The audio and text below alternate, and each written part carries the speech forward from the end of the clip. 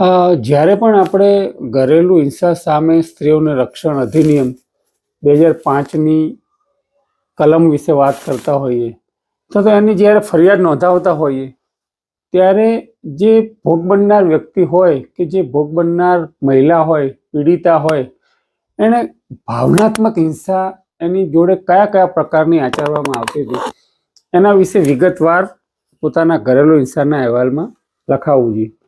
તો ભાવનાત્મક હિંસા કયા કયા પ્રકારની હોઈ શકે?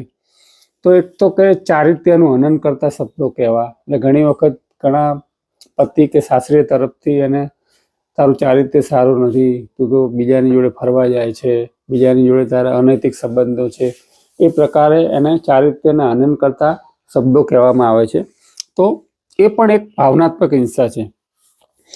પછી સ્ત્રી હોય અથવા બાળકી હોય એને ઘણી વખત શાળાએ મોકલવામાં આવતા નથી કે આ છોકરી ભણીને શું કરશે, એવું કહેવામાં આવે છે. તો એ વખતે જે બાળક હોય એને જે અહેસાસ થાય છે એ પણ એક પ્રકારનો એક ભાવનાત્મક હિંસા છે. પછી ઘણી વખત સ્ત્રી અથવા તો બાળકને બહાર જતા રોકવામાં આવે છે, એ પણ એક ભાવનાત્મક હિંસા છે. પછી અમુક વખત એવું કહેવામાં આવે કે તારે આની જોડે વાત કરવાની, આની જોડે વાતચીત નહીં કરવાની. પછી ઘણી વખત અપરિણિત સ્ત્રી હોય એને લગ્ન માટે દબાણ કરવામાં આવે છે પરિવારના લોકો દ્વારા કે ના, અમે કહીશું ત્યાં જ તારે લગ્ન કરવા પડશે, અમે જે વ્યક્તિ શોધી આપીએ એની જોડે જ લગ્ન કરવા પડશે. આ બધી જે છે એ ભાવનાત્મક હિંસા છે.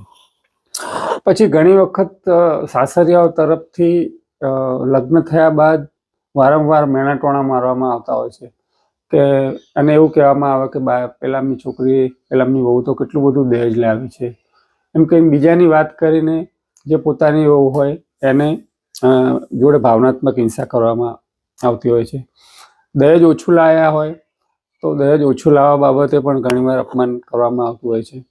ઘણી વખત એને મેણાટોણા મારવામાં આવતા હોય છે. બાળક ન થાય એના માટે મેણાટોણા મારવામાં આવતા હોય છે.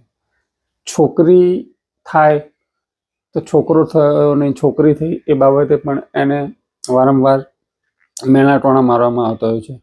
પછી ઘણી વખત એનું શરીર હોય કે કદ હોય એના આધારે પણ એને મેણાટોણા મારવામાં આવતા હોય છે. તો આ જે બધી પ્રકારની જે છે એ હિંસા એ ભાવનાત્મક હિંસા છે. આમ કોઈ વ્યક્તિને લાગે નહીં, પણ જ્યારે જે વ્યક્તિ અંદરથી જે વિચારતી હોય, જે સ્ત્રીની સામે આ પ્રમાણેની હિંસા થતી હોય, એનો જે ભાવનાત્મક હિંસા છે એને અંદરથી બહુ ખૂબ જ ઊંડી ઠેસ પહોંચાડે છે.